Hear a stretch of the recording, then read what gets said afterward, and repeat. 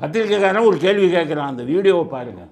Sir, Bihar கூட போயிட்டு வந்தீங்க அண்மையில். அந்த பீகாரில் எலெக்ஷன் கமிஷன் சில விஷயங்கள் பண்ணதாக அங்கே சொன்னீங்க. தமிழ்நாட்டில் அதே மாதிரி வாய்ப்பு இருக்கா சார்? அதே மாதிரி எலெக்ஷன் கமிஷனுடைய செயல்பாடுகள் இருக்குன்னு நினைக்கிறீங்களா நீங்கள்? யார் எப்படிப்பட்ட சதி செஞ்சாலும் அதை முறியடிக்கிற வல்லமை தமிழ்நாட்டுக்கு உண்டு.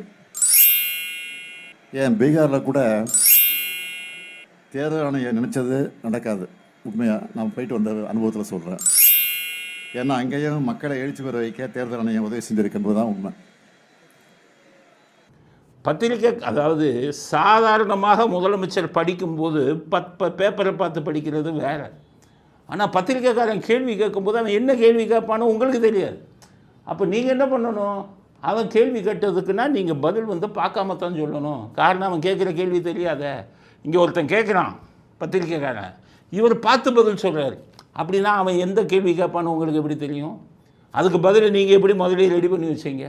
இது எப்படின்னு கேட்டிங்கன்னா, இது அந்த ஜீன், கருணாநிதியோட ஜீன். கேள்வியும் நானே பதிலும் நானே.